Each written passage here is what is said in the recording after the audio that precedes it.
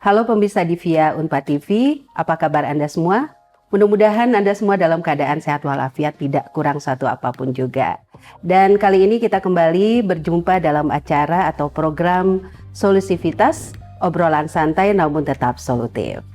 Nah, saya Evi Fadilah dalam kesempatan hari ini akan bersama-sama Anda dalam obrolan yang tentu saja sangat-sangat menarik ya untuk kita hari ini terkait dengan siaran televisi dan radio selama bulan suci Ramadan.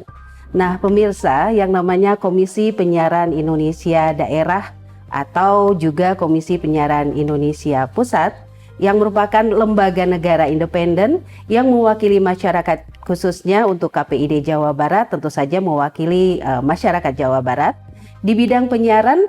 Dalam hal ini memandang perlu untuk menjaga mata dan telinga masyarakat Jawa Barat, khususnya mengenai isi siaran, baik itu di televisi maupun di radio. Nah, untuk KPID Jawa Barat kali ini telah mengeluarkan semacam surat edaran, yaitu Surat Edaran Nomor 1 Tahun 2022 mengenai program siaran keagamaan di lembaga penyiaran yang mengedepankan siaran damai dan sejuk antar umat beragama. Untuk membahas lebih lanjut mengenai siaran sejuk di bulan Ramadan, hari ini kami sudah kedatangan para narasumber. Alhamdulillah segar-segar. Assalamualaikum Bapak-bapak. Waalaikumsalam warahmatullahi Di wabarakatuh. sebelah kiri saya beliau adalah Bapak Dr. Dadang Rahmat Hidayat. Masih ada lagi Pak? Cukup ya, tapi gelarnya yang panjang ya. SH, SOS, MSI ya. Dan beliau selain juga saat ini menjabat sebagai Dekan Fakultas Ilmu Komunikasi Universitas Padjadjaran. Beliau juga merupakan Ketua KPI Komisi Penyiaran Indonesia Pusat ya Pak ya? Iya.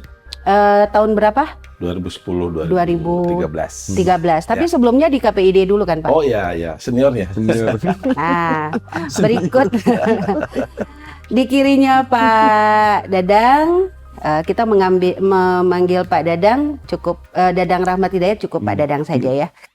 Lalu berikutnya adalah Dr. Adiana Slamet, SIP MSI. Ya. Nah, sekarang beliau adalah Ketua Komisi Penyiaran Indonesia Daerah Jawa Barat. Ya. Apa kabar Pak? Alhamdulillah baik, Bu Evi. Ini udah periode keberapa Pak? Periode pertama cuman per 4 September 2023 Pak Gubernur pada waktu itu Kang Emil mengeluarkan surat keputusan Gubernur Bu Evi bahwa masa jabatan kita diperpanjang. Wah. Harusnya per 4 Desember kemarin Iya. kita sudah selesai Bu Evi. Diperpanjang sampai Komisi 1 membentuk panitia dan terpilihnya komisioner baru. Kurang lebih klausul regulasinya seperti itu. Oke, nanti kita akan bicarakan ya terkait tentang kelembagaan. Tapi kali ini kita akan berbincang mengenai masalah siaran sejuk ya di bulan Ramadan sesuai dengan surat edaran yang tadi sudah disebutkan. Sekarang ini kalau boleh dikatakan sejuk tidaknya siaran di bulan Ramadan, tentu saja banyak sekali ya istilahnya indikatornya atau mungkin bagaimana kita menilainya. Tapi kalau menurut Pak Dadang sendiri selaku mantan komisioner, lalu kemudian juga penonton ya Pak ya pastinya, lalu kemudian juga sebagai pakar di bidang penyiaran, Bapak sendiri melihat bagaimana siaran di bulan Ramadan dari waktu ke waktu dan khususnya pada saat ini. Oke, baik. Terima kasih Ibu Dr. Evi, Pak Ketua. Kalau saya melihat kebetulan karena saya ngikutin ya dari awal sejak saya di KPID Jawa Barat tahun 2004 ya. Waktu itu sampai saat ini alhamdulillah pertama tentu dari segi regulasi makin lengkap lah. Dulu dari tidak ada kemudian muncul di aturan di KPI Pusat P3 SPS namanya. Kemudian beberapa KPID termasuk juga KPID Jawa Barat juga memperkuat dengan adanya semacam adendum tambahan ya, regulasi ya, dalam hal ini surat edaran. Saya kira dari segi aturan sudah makin lengkap. Kemudian juga dari sisi isi siaran, justru pada saat awal-awal kami di KPID waktu itu lagi ramai-ramainya berubahnya tayangan televisi, di mana ada siaran-siaran yang relatif ya, waktu dianggap nuansanya bukan nuansa Ramadan gitu ya. Iya. Hanya memindahkan acara-acara yang variety show terutama ya, yang variety show ke jam-jam yang biasanya menjadi lebih subuh, yang tadinya siang sore atau malam menjadi subuh, sehingga ada masukan gitu. Jadi ini kok kayaknya bukan suasana Ramadan tapi suasana entertainnya begitu sangat. Jadi bukan kuat. khas siaran Ramadan ya. Nah, jadi khasnya tidak ada gitu ya. Jadi saya kira sekarang saya lihat lebih baik lagi, variety show yang terlalu jauh lah dari suasana Ramadan. Walaupun masih ada, tapi intensitas dan secara kualitatif lebih baik lah. Lebih begitu ya. menyesuaikan. Ada nuansa-nuansa Ramadannya. Betul, dan begitu bahkan ya? saya lihat kalau sekarang di televisi, dan ini apresiasi bagi lembaga penyiaran ya, karena mulai ada variety show masih ada begitu ya, kemudian ada lomba dakwah ya, lomba dakwah ada, terus film atau sinetron yang bernuansakan Ramadan juga ada. Kemudian saya lihat ada juga ini beberapa televisi malah menyiarkan misalnya taraweh langsung ya, dari Mekah gitu ya. Kemudian juga ada tausiah atau ceramah makin banyak. Jadi suasana Ramadannya masih kerasa lah begitu. Artinya lebih baik. Namun mungkin yang tidak bisa berubah, dan ini memang sangat situasional, itu adalah konten di pemberitaan. Betul. Ya, konten di pemberitaan. Kalau konten di pemberitaan kan nggak bisa Diatur disejuk-sejukan ya. gitu ya, karena memang tergantung realitas yang terjadi di masyarakat. Jadi kalau sekarang saya lihat justru di acara pemberitaan, talk show yang bertemakan politik itu masih sebagian itu tidak sejuk gitu. Jadi maksud ada debat yang mungkin kok kayak begini, tapi panas mungkin gitu ya, kok nggak sabar. Kalau Ramadan kayaknya harusnya lebih adem. Harus adem gitu ya. Tapi karena eskalasi politiknya mungkin sedang tinggi ya, saya kira mungkin itu. Nah, tapi apakah itu sebagai sebuah bahasa KPID mungkin nanti apakah pelanggaran atau tidak? Tapi harapan penonton mungkin ya debatnya bolehlah panas, tapi mungkin suasana Ramadan sih bagusnya juga membuat lebih soft gitu ya, tanpa mengurangi substansi perbedaan pandangan atau apresiasi bahkan aspirasi politik yang sekarang ini sedang berkembang. Iya, memang sangat relevan karena memang ini masih belum segalanya belum tuntas ya Pak ya. Kita masih menunggu hasil final, dan belum lagi hal-hal yang berkaitan dengan ketidakpuasan itu memang belum selesai. Tapi ini menarik ya, kalau di dalam konten yang lain yang mungkin selain berita, yang namanya vibe-nya tadi itu nuansanya masih bisa kelihatan, bisa bisa diterima. Tapi lain halnya dengan talk show politik gitu ya. Betul. Itu gimana menurut Bapak? Dikaitkan dengan kesejukan tadi ya. Iya, sebenarnya kan gini ya Bu Evi.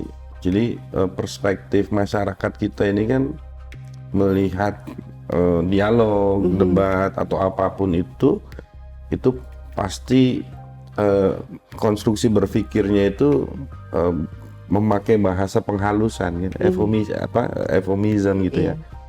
Nah, ketika ada sesuatu hal yang kemudian seolah-olah ya, kalau saya meminjam pemikirannya Prof. Deddy Mulyadi,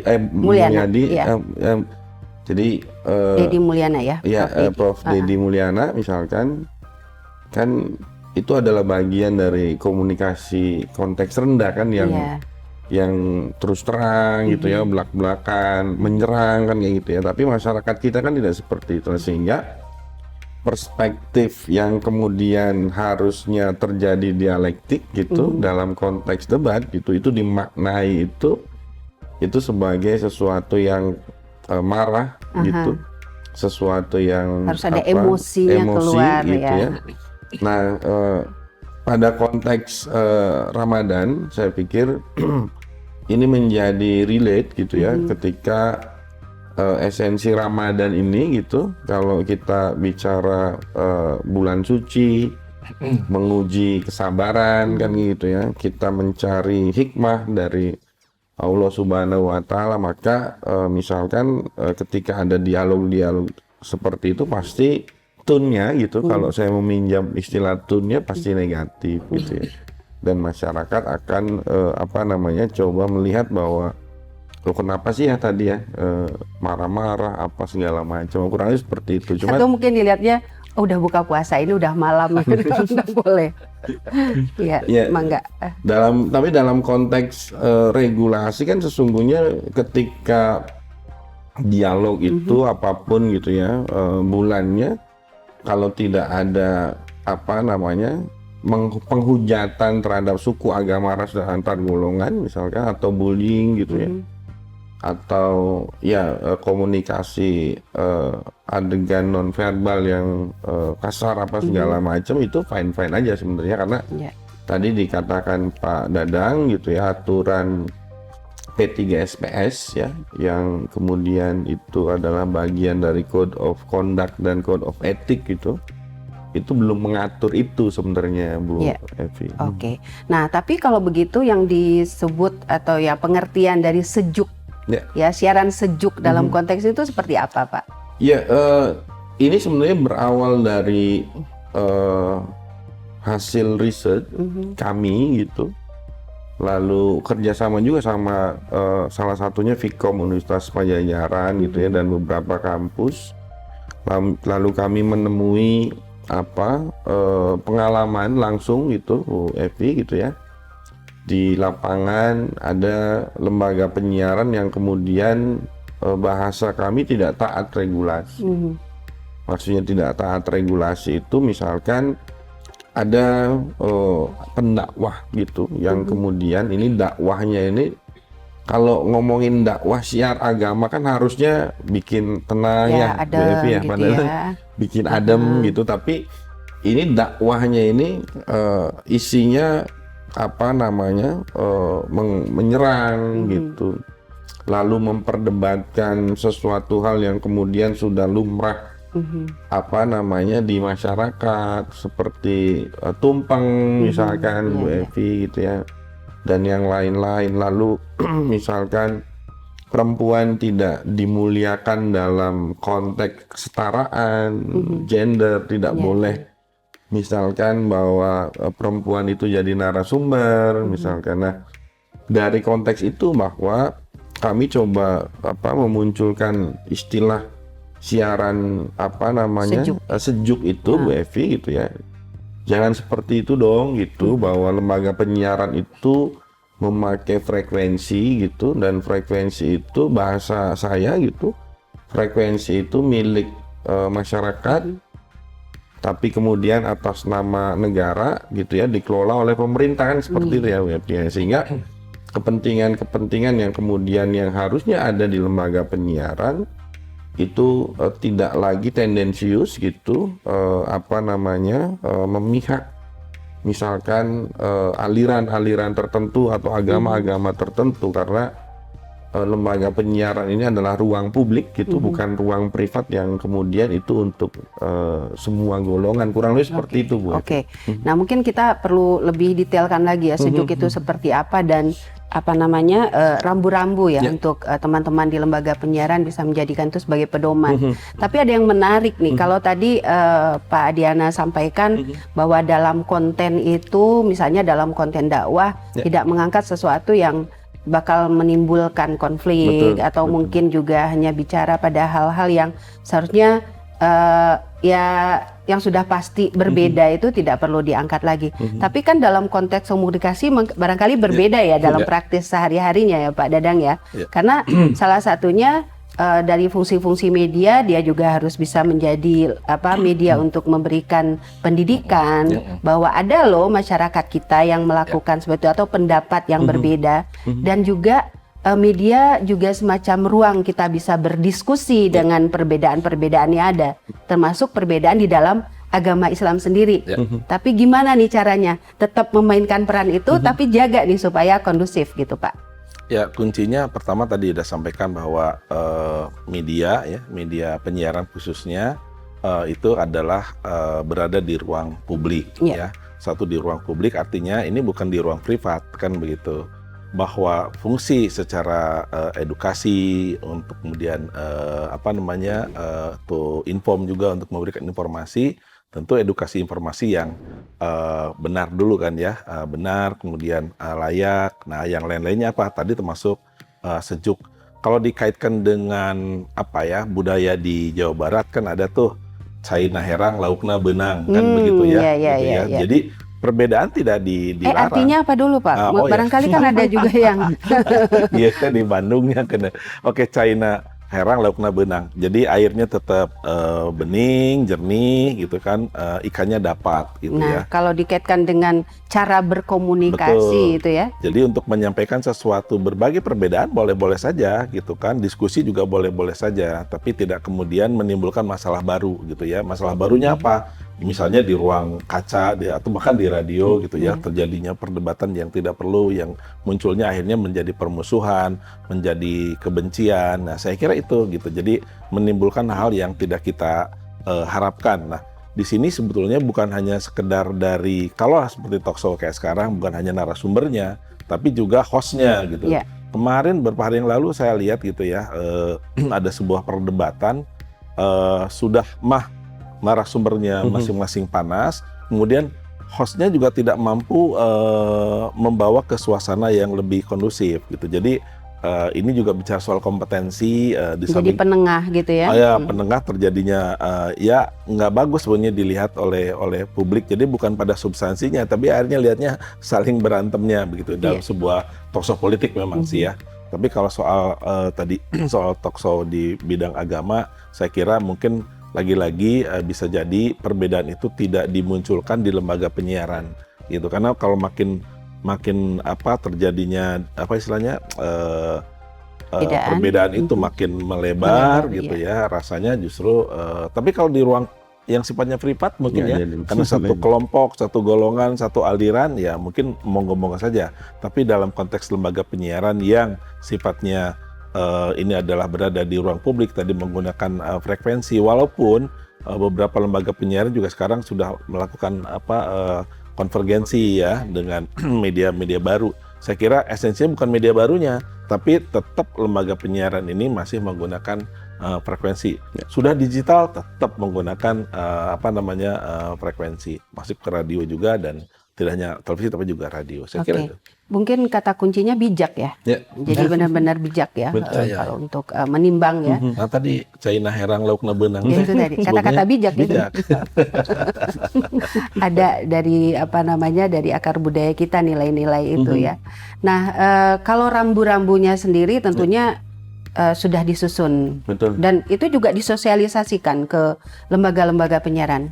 Ya, sebenarnya surat edaran itu kan dari tahun 2022 ya, Bu Evi. Lalu setiap tahun kami ini selalu koordinasi dengan MUI gitu ya, ormas keagamaan, tidak hanya ormas keagamaan Muslim, Bu Evi. Jadi kami juga merangkul Keuskupan Bandung misalkan, dan yang lain-lain gitu ya, bahwa kita coba sosialisasikan, karena ada beberapa lembaga penyiaran yang kemudian formatnya dakwah, tapi kemudian perspektif dakwahnya itu bukan hanya perspektif Muslim. Jadi kita juga coba sosialisasikan ke kawan-kawan yang kemudian gitu ya mempunyai konsep program syiar agama tapi non Muslim juga. Nah paling tidak di bulan Ramadan ini selain surat edaran KPI Jawa Barat, Bu Evi, itu kan ada juga gitu ya surat edaran nomor 1 tahun 2024 itu KPI Pusat. Itu khusus tentang bulan Ramadan. Nah tentunya kita menginginkan bahwa bulan Ramadan ini tetap menjadi satu bulan yang kemudian apalagi gitu ya disrupsi informasi yang kalau bagi saya pribadi, Bu Evi, disrupsi informasi ini dalam konteks keagamaan ini sudah warning ya, sudah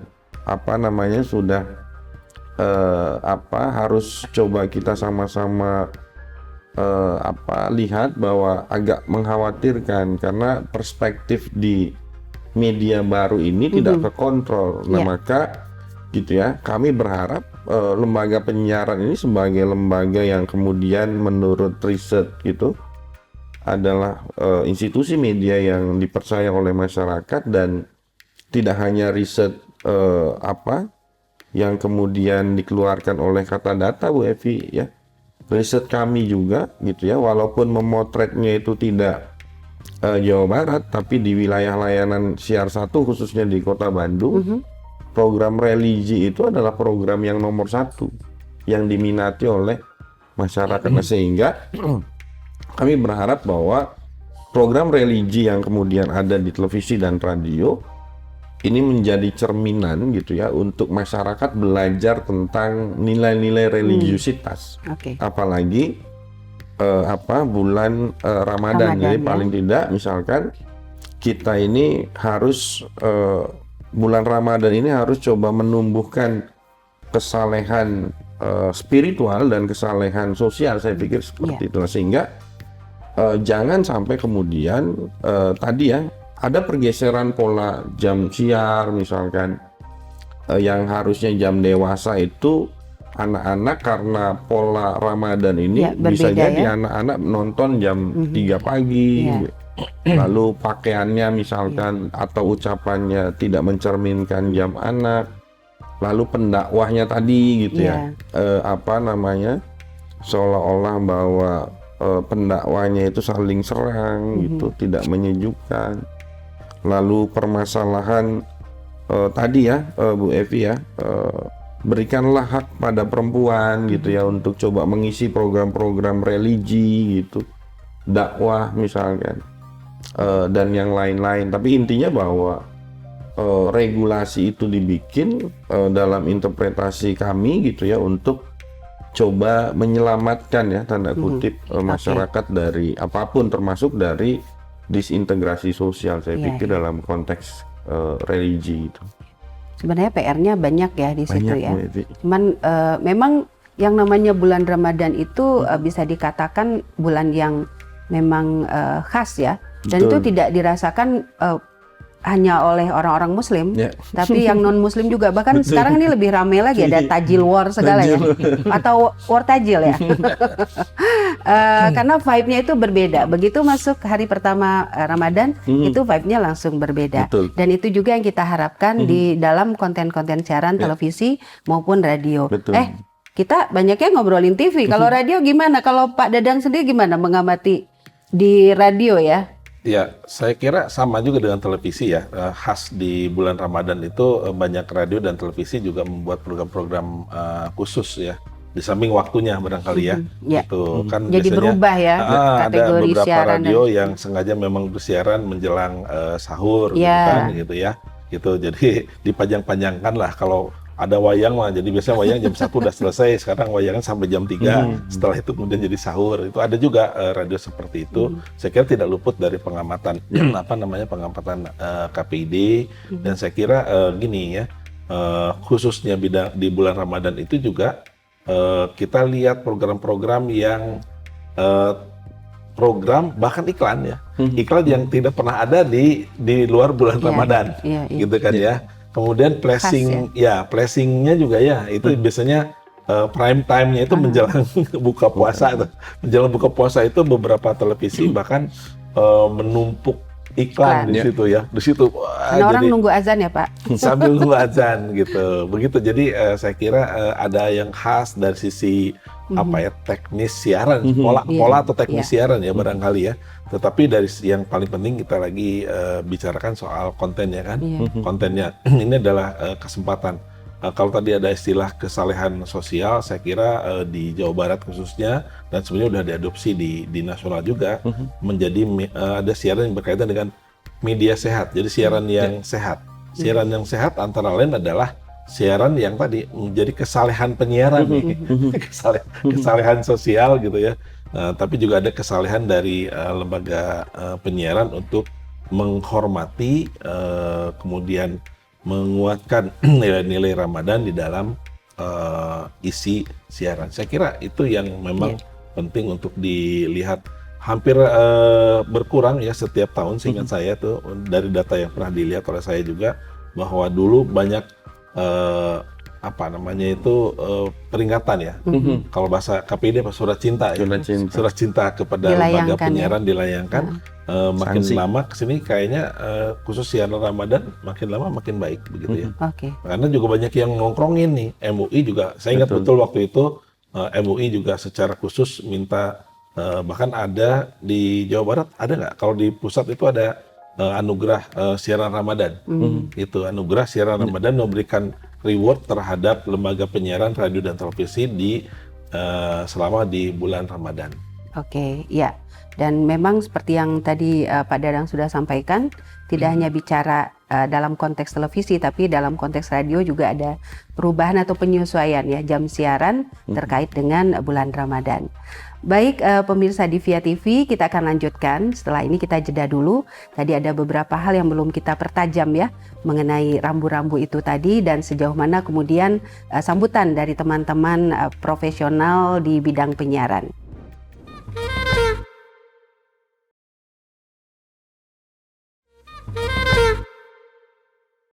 Pemirsa, kembali lagi dalam program Solusivitas. Nah, kita masih bincang-bincang mengenai siaran sejuk di bulan Ramadan bersama Ketua KPID Jawa Barat, Bapak Dr. Adiana Slamet, dan juga Bapak Dr. Dadang Rahmat Hidayat, selaku Dekan Fakultas Ilmu Komunikasi dan juga beberapa kali menjabat menjadi komisioner Komisi Penyiaran Indonesia baik di daerah maupun di pusat. Nah, tadi menarik ya kita bicara mengenai bagaimana program-program religi di bulan Ramadan. Tapi sebenarnya pemirsa, kita tahu bahwa survei persepsi kualitas televisi, radio, dan OTT itu untuk di Kota Bandung yang sudah dilakukan oleh KPID Jawa Barat pada tahun 2023 memang menunjukkan bahwa program favorit itu adalah program religi. Nah, tadi sudah kita bahas ya, mungkin di paruh pertama tadi lebih banyak kita bicara seputar itu, selain juga mengenai bagaimana kemudian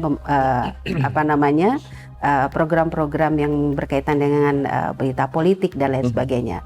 Nah, ini menarik ya karena memang atensi masyarakat, karena ini survei menunjukkan itu tertuju pada siaran-siaran religi. Betul. Nah, makanya kemudian tidak heran bahwa ini menjadi penekanan ya, Pak Diana. Ya, survei itu sebenarnya akhir Februari ya, Bu. Akhir November 2023 kemarin di Kota Bandung, itu respondennya kurang lebih 400 tersebar di 30 kecamatan di Kota Bandung, dan memang 3 besar program yang kemudian diminati oleh masyarakat Kota Bandung menurut riset yang kemudian kami lakukan gitu. Itu yang pertama itu program religi, Bu. Jadi kedua itu news, yang ketiga quiz. Nah, artinya bahwa masyarakat, kalau saya coba melihat pada konteks hasil riset itu, walaupun hasil riset itu tidak bisa digeneralisir gitu, tapi paling tidak untuk cerminan bahwa masyarakat ini sebenarnya kalau istilah zaman sekarang itu haus ya untuk masalah konten-konten religi. Nah, apalagi di bulan Ramadan gitu ya, yang kemudian tadi yang saya sampaikan gitu bahwa bisa nggak sih gitu program-program keagamaan ini diperpanjang durasinya dalam konteks bulan Ramadan ini gitu. Tapi kemudian kontennya yang menyejukkan tadi ya, yang menyejukkan itu maksudnya jangan kemudian mempertentangkan sesuatu yang kemudian menjadi kalau saya belajar dulu aliran keagamaan gitu ya dalam perspektif teori-teori politik Islam, Bu Evi, itu ada namanya kan sekte. Janganlah kemudian apa namanya atau aliran gitu ya mempertentangkan sekte atau mempertajam aliran. perbedaan itu. Betul. Nah sehingga memang kita coba dorong program religi di bulan Ramadan itu durasinya diperpanjang, baik itu televisi maupun radio. Tapi catatannya harus taat aturan gitu ya, harus taat regulasi yang kemudian baik itu Undang-Undang 32 tahun 2002 P3SPS maupun surat edaran yang kemudian kami bikin pada tahun 2022 dan surat edaran Ramadan yang dibikin oleh KPI Pusat pada tahun 2024 itu. Nah, sehingga emang yang kemudian kita tahu bahwa Jawa Barat ini adalah masyarakat yang religius gitu, tapi kemudian kalau saya senggol misalkan pada tahun 2017 gitu bahwa Provinsi Jawa Barat ini adalah provinsi yang zona merah gitu, permasalahan-permasalahan toleransi. Tapi kemudian di tahun 2022 hasil risetnya Kesbangpol Jawa Barat itu menunjukkan bahwa masyarakat kita sudah tidak seperti dulu, Bu Evi. Jadi jangan sampai nanti bulan Ramadan ini lembaga penyiaran itu mempertajam gitu permasalahan-permasalahan yang kemudian sempat ada di Jawa Barat. Tidak seperti dulu tuh maksudnya apa? Cepat baperan gitu? Kan Jawa Barat kan salah satu epicentrum radikalisme ya, Bu Evi ya. Iya, Jadi 2017 itu ya. Jadi risetnya Setara Institut, lalu institut yang kemudian digagas oleh kawan-kawan yang lain gitu ya, termasuk misalkan itu adalah bagian dari konsentrasi pemerintah pusat juga untuk menanggulangi itu gitu ya. Ya, jadi kondisi masyarakat yang semakin beragam, Betul. tapi juga ada ancaman-ancaman itu tadi ya. Ya, yang dikhawatirkan itu kan bahwa lembaga penyiaran itu memicu lagi ya, Bu Evi. Okay. Jadi memicu permasalahan-permasalahan yang kemudian membelah masyarakat gitu ya.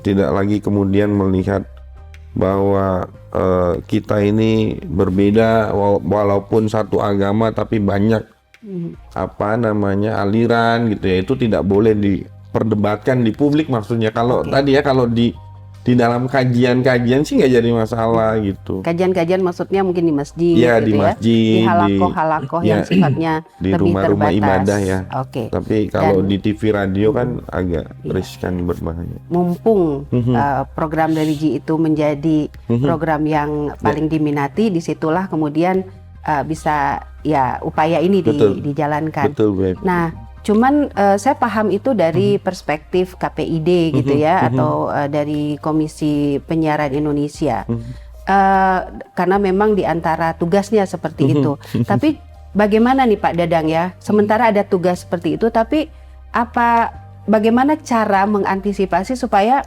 kontrolnya tuh nggak kejauhan dan seolah-olah jadi membatasi gitu ya, membatasi diskusi, membatasi topik, jadi kesannya sangat diatur begitu. Ya, sebetulnya bukan tugas KPID saja. Kalau saya orang komunikasi, justru komunikasi itu harus menjadi jembatan terjadinya harmonisasi. Harmonisasi bukan tidak adanya perbedaan, ada perbedaan pandangan dalam berbagai aspek sosial, politik gitu ya. Masuk ke hal pemilu ini, termasuk juga di bidang keagamaan.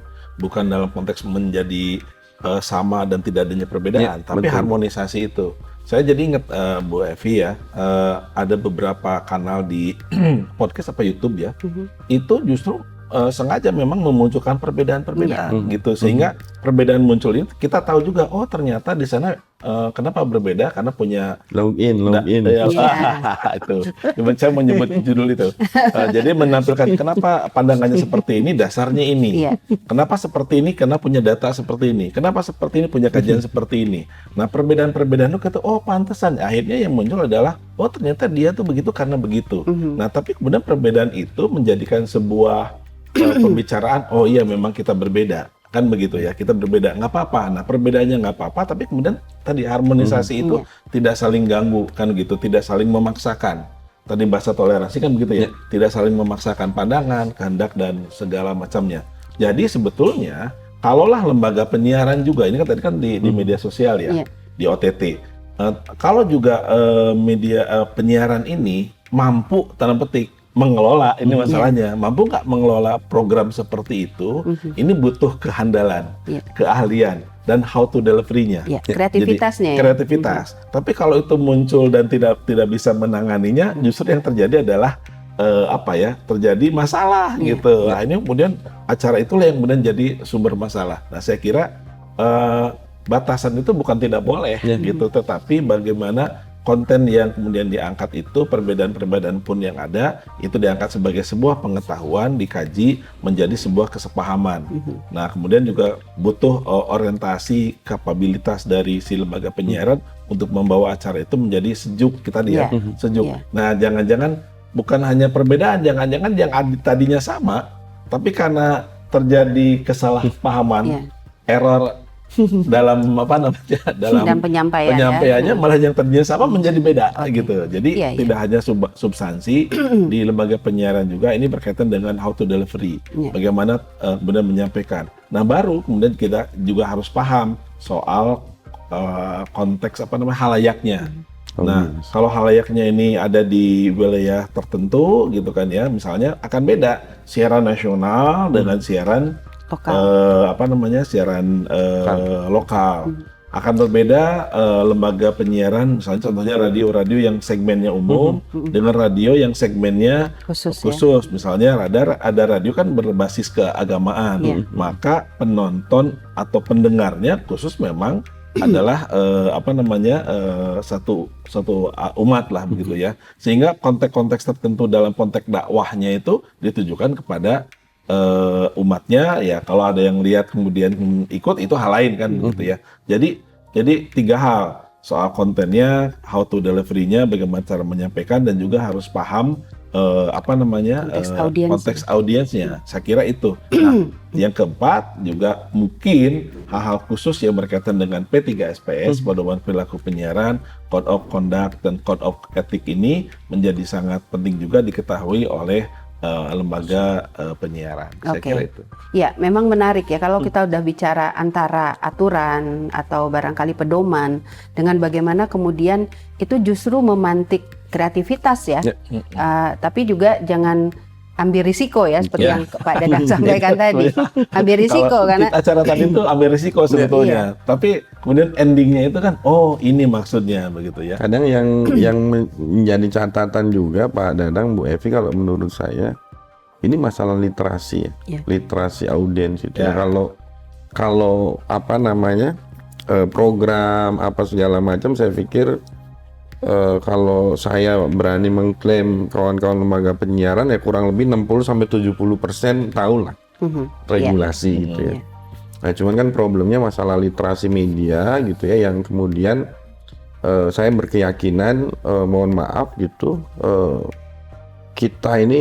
penduduk kita ini kurang lebih data yang saya dapatkan itu rata-rata waktu sekolahnya itu 8 tahun 6 bulan Bu Evi. Jadi kalau saya coba mengaitkan dengan kecakapan ya atau literasi media, ini menjadi sangat riskan. Apalagi tadi ya sempat disinggung mengenai audiens. Audiensnya YouTube dengan audiensnya TV yang walaupun mencapai 90, hampir 90 ya, kalau sekarang udah turun dari 90 lebih ya. Itu sangat-sangat berbeda. Tapi itu mungkin perlu penelitian lebih lanjut. Atau mungkin ada eksperimen ya. Ada satu lagi sebetulnya. Ini juga soal kan justru sekarang terbalik ya. Banyak lembaga penyiaran ngambil kontennya justru dari YouTube, dari media-media sosial. Nah, ini butuh juga filter khusus gitu ya, kan tadi Bu Evi juga menyampaikan audiensnya YouTube yang khusus dibuatkan bagi audiensnya tertentu, kemudian diambil ke lembaga penyiaran dengan variasi audiens yang berbeda. Nah ini juga butuh kecakapan, literasi literasi audiensnya, tapi juga literasi pengelolanya. Kalau bagian pengelola kan bagian kurasinya, Ya, kurasi, mana yang ya. kemudian layak ya. Ya. Nah, ya ini menarik karena tadi ya apa yang viral di media sosial lalu kemudian diangkat di media istilahnya media penyiaran begitu ya. Walaupun tadi dari sisi para pengelolanya, para kreatornya juga harus pintar-pintar memilih Betul, dan memilah karena ada kesadaran audiens yang berbeda itu tadi.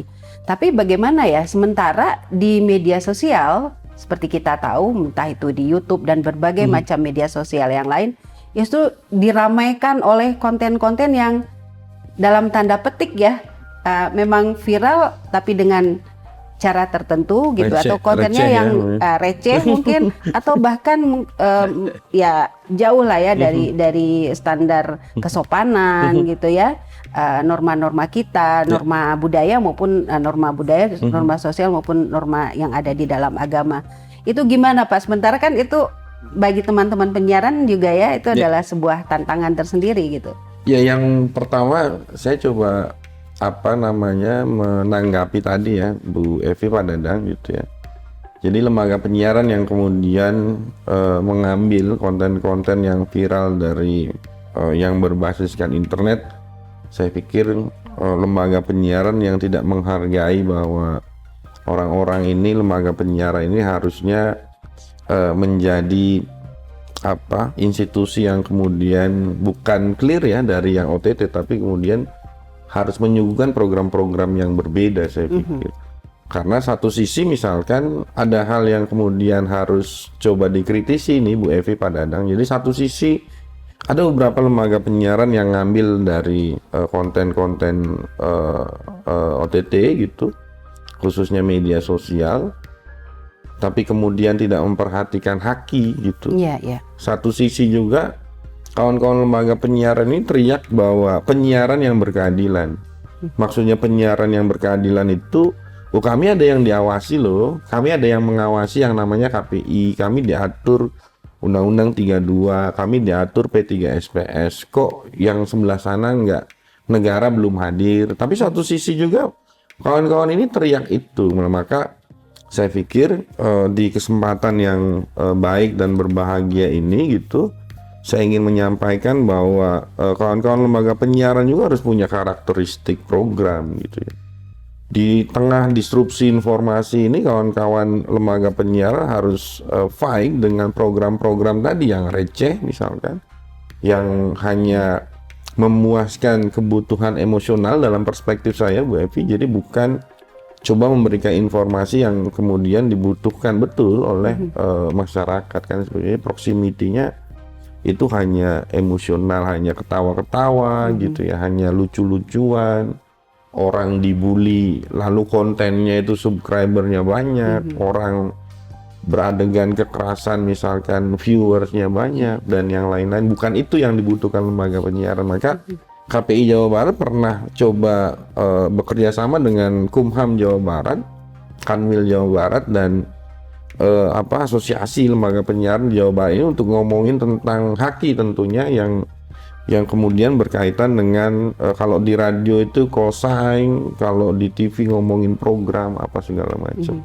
Karena pernah kejadian Pak Dadang Bu Evi. Jadi salah satu konten yang kemudian viral di daerah perbatasan Indramayu Cirebon itu mohon maaf Bu Evi Pak Dadang itu viral tentang saudara-saudara kita yang ODGJ gitu, itu diambil oleh salah satu stasiun televisi induk jaringan yang kemudian tidak memperhatikan sisi keluarganya. Kita panggil Bu Evi oleh KPI Jawa Barat. Jadi jangan sampai hal itu terjadi. Gitu.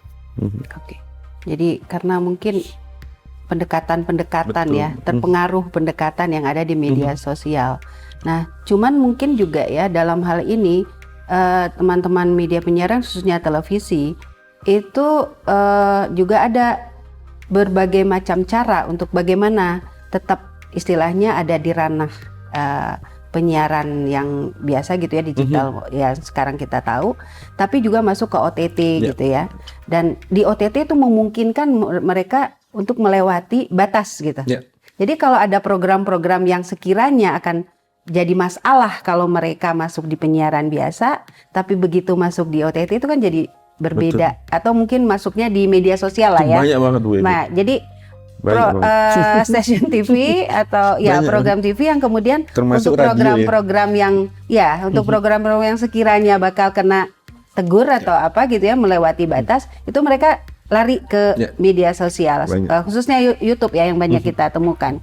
Itu gimana Pak Dadang? Itu langkah yang memang bisa dikatakan kreatif ya, karena memanjangkan memanjangkan rezekinya sampai ke sana, memanjangkan audiensnya sampai ke YouTube.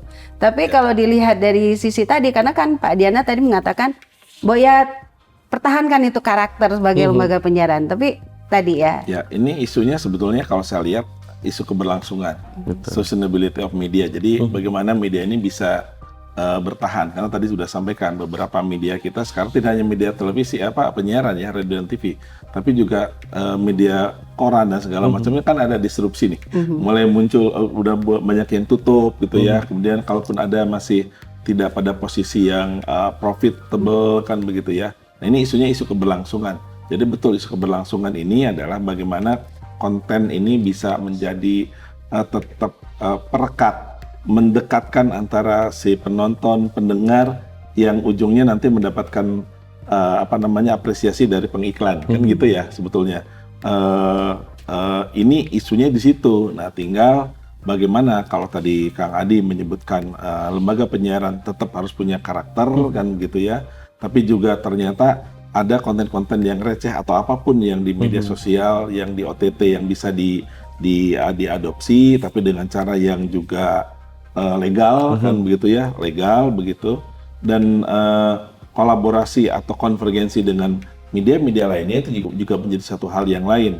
Saya melihat malah sekarang pendapatan tidak sedikit loh, pendapatan dari media-media konvensional yang kita kenal itu, baik itu cetak, online, radio, TV gitu ya, itu justru di OTT, di media sosialnya atau di media gitu sosial ya. Dan itu dengan apa ya sekarang kan muncul ya dalam konteks media jurnalistik ya. Ada yang namanya sekarang ini publisher right ya, munculnya peraturan presiden ya yang menyebutkan bahwa harus ada keseimbangan, ada keadilan antara konten kreator. Nah, anggaplah lembaga penyiaran ini sebagai konten kreator, salah satu konten kreator jika berada di ranah media sosial, di OTT, itu terjadinya pembagian. Iya, share lah, Iya. bahasanya share begitu ya. Saya nggak tahu nanti implementasinya seperti apa, karena ini kan baru dikeluarkan, kemudian juga harus ada komite ya, komite pengawasnya. Paling tidak platform global itu tidak hanya kan dia diam aja kan gitu sebetulnya, dia mendapatkan makin banyak konten yang di-create oleh lembaga, termasuk lembaga penyiaran, mendapatkan profit dari iklannya yang makin banyak. Iklan-iklan nasional kita sendiri kan banyaknya juga sekarang mulai lebih banyak di OTT. Ya. Nah, kita belum tahu nih bagaimana pajaknya. Di YouTube ya, di media betul, sosial. kalau lembaga penyiaran kita kan akan terhitung ya soal pendapatannya menjadi pajak juga bagi masyarakat. Nah, konteks seperti ini isunya tadi sebetulnya lebih pada isu keberlangsungan hidup matinya media penyiaran kita. Nah, oleh karena itu saya kira lembaga penyiaran memang harus lebih kreatif, tapi juga tadi ini negara hadir bukan hanya sekedar dalam konteks regulasi, tapi keberpihakan. Contoh, ini dari dulu nih dan diteruskan ya oleh KPD Jabar. Saya kira ini saya berikan apresiasi juga dari dulu. Saya mendorong gitu ya, kita sama-sama mendorong. Misalnya nih Pemda gitu ya, itu kalau ada beriklan itu kira-kira begitu ya, pressing belanja medianya itu ya kepada lembaga-lembaga yang kita harapkan memberikan kontribusi juga kepada pembangunan karakter tadi, misalnya lembaga televisi lokal, radio-radio kita, bentuk support ya, lokal, bentuk support kan begitu. Saya kira kan negara saja dalam konteks tertentu kan, maaf ya, ini benar-benar ini kontekstual apa enggak? Kenapa ada THR? Kenapa ada gaji ke-13 ini buat ASN kan gitu. Salah satu statement dari Menteri Keuangan kan ini untuk meningkatkan daya beli masyarakat kepada produk-produk yang sekarang ada. Jadi ini kan bisa menggulirkan ekonomi nasional. Nah, dalam konteks yang lebih sempit, bagaimana sustainability media ini bisa berjalan dengan harapan medianya juga nanti memberikan kontribusi kepada kita untuk menyampaikan, memberikan informasi dan edukasi yang kuat. Dan saya yakin kolaborasi masyarakat dengan media masih dibutuhkan dalam menyampaikan berbagai hal, termasuk mengaspirasikan aspek-aspek politik, aspek lainnya. Saya kira itu menjadi sangat penting. Ini ada simbiosis mutualisme ya gitu. Menghidupkan media menjadi lebih sehat, tadi tambah pemirsanya cerdas, mudah-mudahan negaranya lebih kuat. Saya kira itu. Jadi memang sinergi ya, tidak bisa dibiarkan sendiri. Tapi ya mungkin tadi ya kaitannya dengan bagaimanapun juga pasti teman-teman di penyiaran ya berada di sebuah highly regulated area gitu kan, itu benar-benar banyak sekali aturannya gitu ya, mungkin dirasakan seperti itu. Tapi kemudian ada jalan-jalan lain nih, jalan-jalan tikus. Sekarang bukan tikus lagi ya, udah jalan gajah. Yang mungkin bisa dimanfaatkan, cuman PR-nya bagaimana kemudian itu juga menjadi perhatian kita bersama. Baik, pemirsa di Via TV, kita akan lanjutkan usai jeda. Anda jangan lupa tetap di Solusivitas, edisi khusus penyiaran kita, siaran sejuk di bulan Ramadan.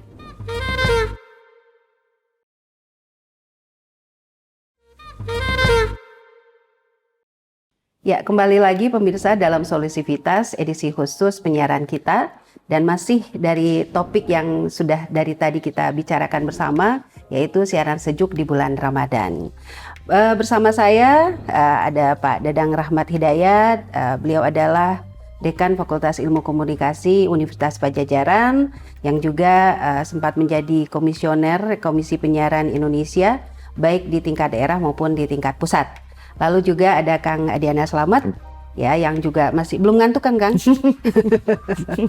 Ternyata banyak sekali ya yang bisa diobrolkan ya. Beliau Kang Adiana Slamet adalah Ketua KPID Jawa Barat. Nah, tadi menarik ya, di obrolan kita sebelumnya itu bicara tentang bagaimana kita bersinergi. Jadi penyiaran kita itu tidak akan bisa maju kalau tanpa dukungan ya dari berbagai pihak, termasuk dalam hal ini pemerintah dan juga masyarakat. Nah, kalau kita kembali lagi pada topik kita tadi ya, mengenai siaran sejuk di bulan Ramadan, bagaimana kira-kira ya kontribusi atau bentuk-bentuk ya partisipasi dari masyarakat supaya bisa mendukung siaran di bulan Ramadan ini yang memberikan kesejukan itu tadi, Kang? Ya, Bu Evi, saya coba ngambil 2 pasal ya di Undang-Undang 32 tahun 2002. Jadi satu pasal 8 ayat 3 yang menghendaki kami harus melakukan koordinasi dengan pemerintah ya, lalu lembaga penyiaran dan masyarakat. Nah, bentuk koordinasi kami coba rangkul gitu ya, seluruh komponen yang kemudian ada di Jawa Barat ini gitu. Pemerintahnya tidak hanya eksekutif, kami juga merangkul Komisi 1 DPRD Provinsi Jawa Barat, karena kami ini adalah produk politik yang kemudian dilahirkan oleh Komisi 1 kampus gitu ya, lalu ormas, lalu komunitas dan yang lain-lain sampai SMK gitu. Kami coba melakukan sosialisasi tentang hal apapun, terutama di bulan Ramadan ini pastinya tentang isu-isu program keagamaan gitu. Lalu pasal 52 gitu ya, ayat 1, 2, 3 itu tentang peran serta masyarakat, Bu Evi. Jadi dalam Undang-Undang 32 tahun 2002 bahwa masyarakat itu dituntut gitu ya, punya hak, tanggung jawab, dan kewajiban. Haknya untuk mendapatkan siaran yang sesuai dengan hak asasi manusia gitu ya. Tanggung jawabnya untuk menjaga semua gitu program-program yang kemudian yang ada di lembaga penyiar, sehingga masyarakat ini diatur juga dalam undang-undang gitu ya, bukan hanya tadi ya maksudnya bukan hanya perspektifnya itu hanya penikmat gitu ya, sebagai penonton gitu ya, audiens, tapi masyarakat juga mempunyai tanggung jawab, kewajiban untuk coba ikut serta gitu ya. Kalau toh memang ada program-program yang kemudian dirasa misalkan ya melanggar regulasi, laporkan ke kami. Karena Jawa Barat ini kami bilangnya miniatur penyiaran Indonesia, Bu Evi gitu ya. Kenapa dibilang seperti itu? Luas wilayah yang begitu luas, jumlah penduduk yang 1% lagi hampir 50 juta jiwa gitu, lalu lembaga penyiarannya terbanyak. Dan sekarang itu bertambah Bu Evi, jadi dari 437 menjadi 467. Nah maka tidak mungkin rasanya kami sebagai lembaga negara bantu yang ada di provinsi untuk coba mengawasi, memonitor, memberikan apresiasi kepada kawan-kawan lembaga penyiaran. Maka kolaborasi itu adalah bagian dari tidak bisa ditawar lagi gitu ya. Kalau kita bicara pentahelik ya itu kami lakukan kurang lebih. Nah, kalau KPID sendiri dalam melakukan pengawasan terhadap isi siaran itu seperti apa sih teknisnya ya? Jadi kalau dalam regulasi itu kan ada 3 perspektif ya Bu Evi ya. Yang pertama perspektif bahwa kami berkewajiban untuk memantau di Malabar 62, Jalan Malabar 62 di kantor KPI Jawa Barat itu ada satu ruangan, ada SDM, ada sistem yang kemudian memantau lembaga penyiaran. Lalu yang kedua, dalam Undang-Undang 32 tahun 2002 juga kami diberikan wewenang untuk melakukan penertiban. Jadi penertiban itu meminta program siaran dari lembaga penyiaran Bu Evi. Jadi sampel siaran atau gimana? Ya sampel siaran. Jadi biasanya siaran 2 minggu misalkan kami minta gitu ya. Nah yang ketiga itu peran serta masyarakat untuk melakukan pengawasan. Nah 3 ini yang kemudian kami coba sosialisasikan termasuk misalkan dari tahun 2020, Desember 2020 sampai hari ini kemarin raker, kami memasukkan salah satu program itu pengawasan semesta, Bu Evi. Jadi pengawasan semesta itu adalah bagian dari bahwa bagaimana kami KPI Jawa Barat untuk merangkul masyarakat dan coba mendorong literasi supaya masyarakat ini paham tentang regulasi, tentang program yang kemudian boleh dan tidak boleh. Jadi dan ada masyarakat dibekali berani, juga ya. Betul. Dan kami juga akan memberikan apresiasi di anugerah penyiaran KPI Jawa Barat, biasanya seperti itu Bu Evi. Jadi masyarakat peduli penyiaran. Ya. Nah Pak Dadang, yang namanya masyarakat termasuk dalam hal ini kan kaum akademisi ya Pak ya. Dalam konteks memberikan kontribusi dalam hal program siaran media penyiaran kita. Bagaimana menurut Bapak yang sudah berjalan selama ini? Ya kalau kita lihat masyarakat dulu ya, saya pikir apa yang sudah dilaksanakan oleh KPID Jawa Barat, saya pikir sangat bagus. Tinggal mungkin memperkuat akses dan kanalisasinya gitu ya. Jadi akses soal bagaimana memudahkan, membuat eager gitu ya masyarakat untuk menyampaikan laporannya, usulannya tentang tentang isi siaran begitu ya. Kedua, kanalisasi dalam konteks institusional gitu. Jadi komunitas yang masyarakat yang sudah tadi diberikan literasi mungkin dibikin semacam komunitas lembaga lah. Kalau dulu saya nggak tahu sekarang masih ada nggak komunitas pendidik pengamat siaran ya, KPPIS, komunitas pendidik pengamat isi siaran. Jadi gitu guru-guru itu isinya? Guru-guru. Nah jadi komunitas yang saya maksud ini komunitas yang sifatnya umum mengamati secara keseluruhan isi siaran, tapi mungkin juga perlu ada komunitas yang segmented gitu ya. Jadi kalau misalnya komunitas pendidik ini concernnya di masalah-masalah bidang pendidikan, atau di kita ada namanya penghobi atau pengamat bidang lingkungan atau bidang hewan-hewan yang dilindungi, itu khusus di situ. Jadi pengamat dalam pengamat maupun komunitas yang khusus di bidang itu. Nah kalau dikaitkan dengan lembaga pendidikan, ya saya kira kolaborasi yang cukup baik adalah tadi bagaimana sama-sama menjadi bagian untuk menguatkan masyarakat, masyarakat, meliterasi masyarakat, juga dengan berbagai kajiannya, risetnya gitu. Ya. Dan saya kira termasuk Vkom Unpad diberikan kesempatan, dan tidak diberikan kesempatan pun juga jangan marah, kita melakukan sendiri kan begitu. Tapi untungnya kita sudah kolaborasi. Beberapa riset, bahkan hasil riset mahasiswa, hasil tugas akhirnya juga kan sebetulnya kalau ini jadi ide juga nih buat kita. kayaknya kita harus membuat ini Bu Evi ya, membuat Semacam hearing itu ya. bukan klasifikasi, Atau gimana? mengumpulkan riset-riset yang mereka dengan isi siaran, gitu kan? Karena banyak dikompilasi, ya. Setiap periode tuh selalu ada. Betul. Jadi isi kajian tentang isi siaran ini siapa tahu, dan jangan-jangan memang banyak lagi yang terkait dengan bagaimana menguatkan isi siaran menjadi isi siaran yang lebih sehat. Jadi perlu inventarisasi dulu, Ya, betul, begitu ya, betul, kemudian betul. dikompilasi Ya, dan ya. kemudian kita komunikasikan. Betul. Iya. Dan ini adalah penelitian-penelitian yang independen sekali ya Pak ya. Iya. Mahasiswa melakukannya dengan kemauan sendiri ya, walaupun itu tadi salah satu syarat bagi kelulusan. Nah, tapi kalau untuk kolaborasi atau mungkin juga sejauh mana sih partisipasi masyarakat sampai sejauh ini?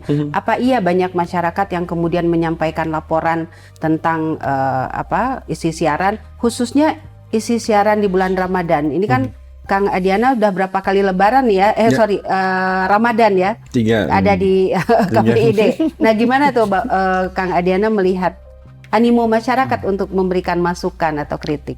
Ya, kita punya grup yang namanya PIS Jabar ya, Bu Evi, Pak Dadang. Jadi, tapi memang tidak tersegmented. Jadi semua tuh ada. Jadi semua segmen ada itu. Kurang lebih jumlah grup di grup itu 230-an orang gitu yang kemudian aktif untuk coba melaporkan gitu ya.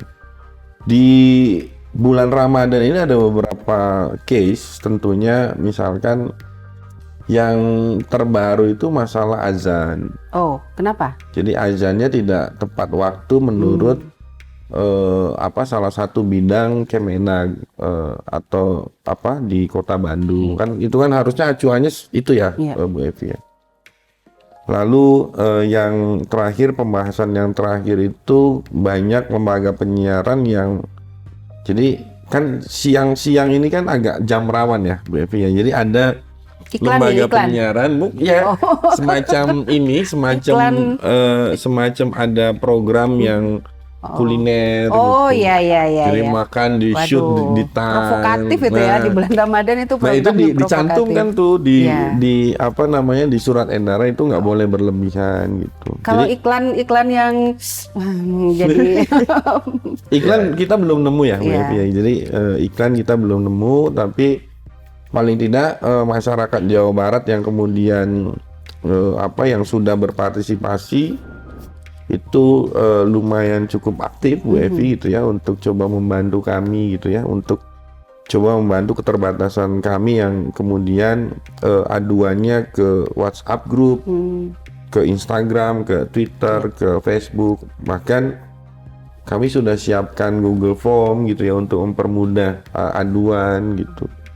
Dan terakhir tahun ini tuh kami membuat sistem pemantauan isi siaran, tapi memang itu untuk internal sih. Oke. Tapi kalau sekiranya ada pemirsa solusivitas yang saat ini nonton ya, tertarik karena punya concern untuk siaran yang sehat, ingin ikut gabung tuh di WA group. Tadi apa namanya? PIS. Itu memang khusus isi siaran Jawa Barat. Pengawasan isi siaran Jawa Barat. Kalau ada yang berminat, boleh. Apa masih bisa dibuka gitu atau boleh? Itu buat umum Bu Evi gitu, siapapun boleh masuk gitu ya. Itu grup WhatsApp. 200 orangan 200 orangan gitu ya. Itu grup WhatsApp yang kemudian aktif ya untuk coba, dan tidak hanya di Jawa Barat gitu. Jadi yang ikut grup itu nggak hanya orang Jawa Barat gitu. Jadi untuk ada masuk ke situ gimana caranya Pak? Mungkin ada seleksi, terus tahunya ada kan kalau grup, kalau masuk grup kan harus di-invite ya kan? Ya biasanya orang-orang yang masuk ke grup itu yang sudah kami coba ajak diskusi melalui literasi media Bu Evi gitu ya. Atau misalkan ada yang DM ke Instagram, atau ada kenalan kami yang kemudian ingin membantu, tapi kebanyakan memang yang sudah terliterate ya oleh kami gitu. Iya, karena jadi, mungkin ada yang sangat concern gitu ya, merasa punya kewajiban juga dalam konteks bulan Ramadan, mungkin amal ma'ruf nahi mungkar ya. Nah, jadi kalau nanti ada di antara Anda pemirsa solusivitas yang berminat nanti bisa DM ya DM aja di sosial medianya KPID. di Instagram, atau di Instagram nanti ada hotline Bu Evi, jadi ada WA yang bisa dihubungi di situ. Oke.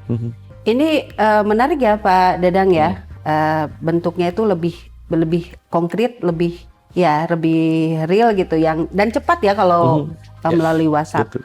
Tapi menurut Bapak gimana kalau sekiranya ini menjadi sebuah, barangkali anggotanya lebih banyak, semakin banyak yang juga ingin terlibat. Ya mungkin bagus juga ya. Jadi kan ada kanal-kanal yang siapapun bisa masuk gitu ya, sehingga sangat umum lah. Sangat umum itu artinya tidak berkaitan dengan yang sudah terliterasi juga gitu ya. Tapi mungkin juga ada kelompok atau grup khusus lah ya, yang lebih ya namanya lah kelompok yang sudah paham tentang lembaga penyiaran, sudah paham tentang isi siaran, sudah paham dengan konteks-konteks regulasi dan segala macam. Saya pikir itu yang maksudnya umum itu kan, tidak hanya dari satu kalangan. Saya kira tinggal kolaborasikan.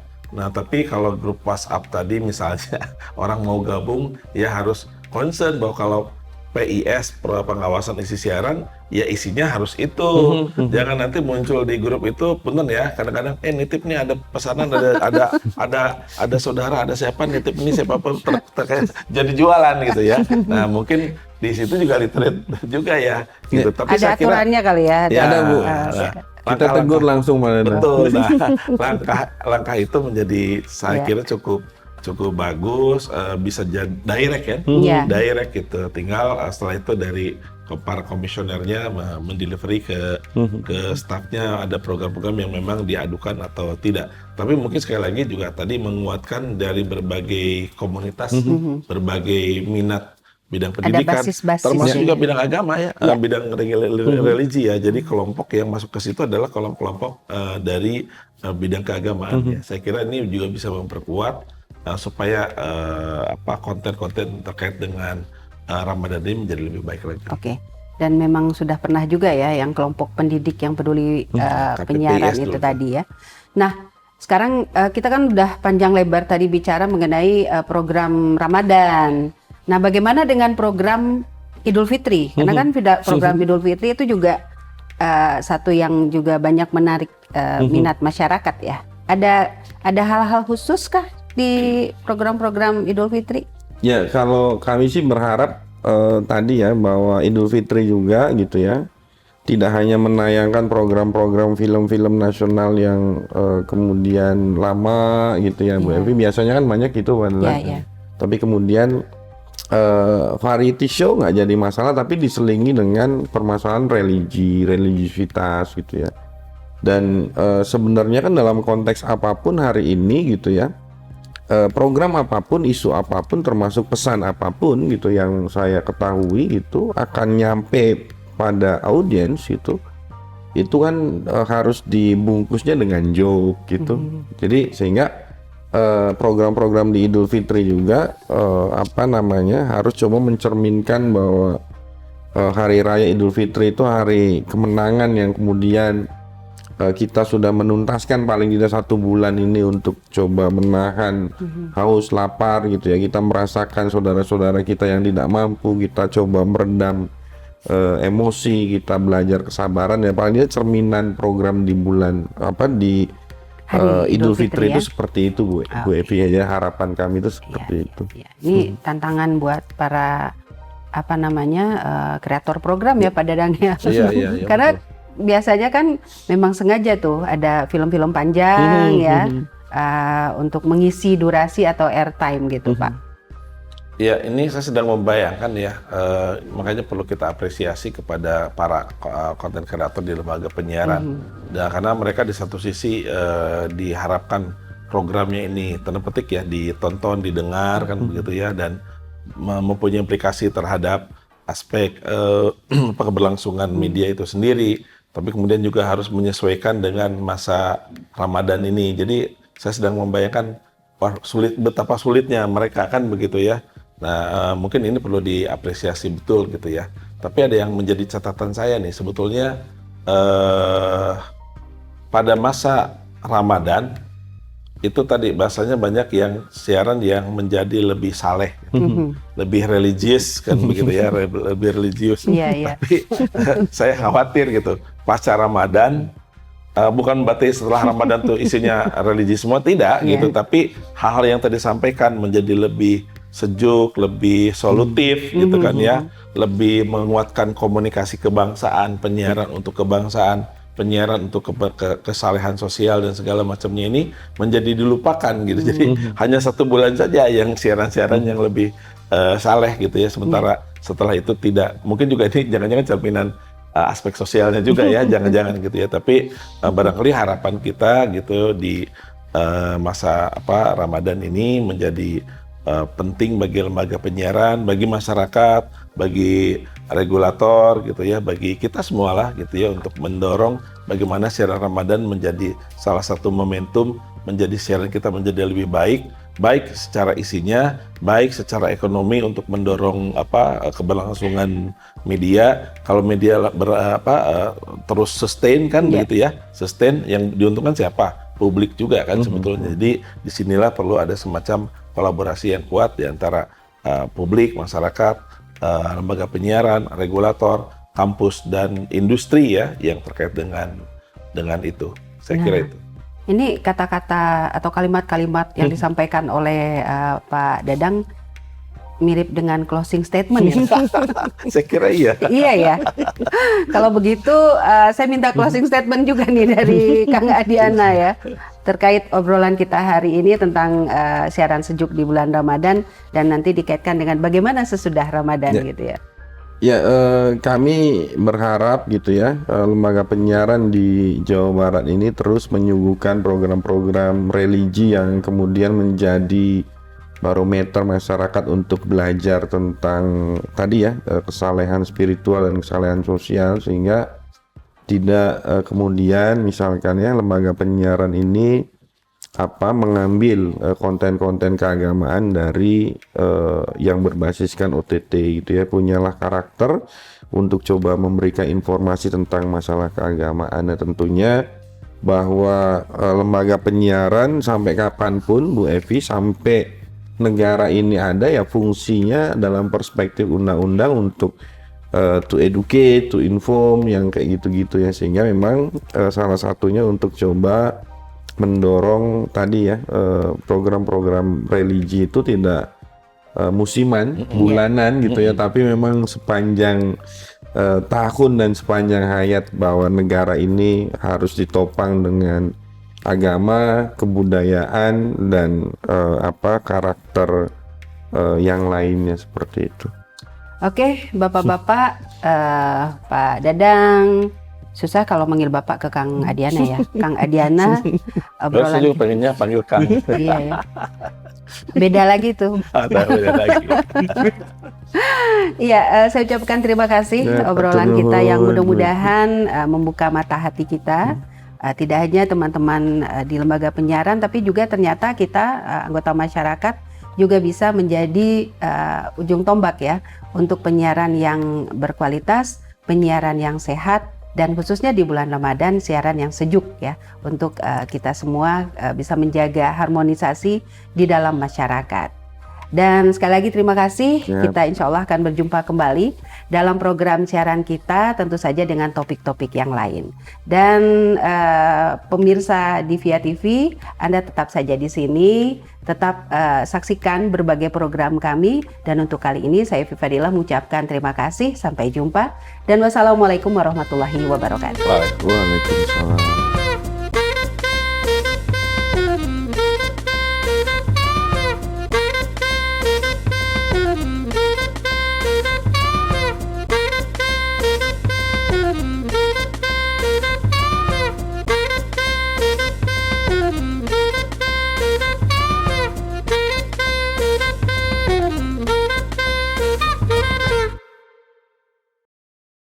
Dipersembahkan oleh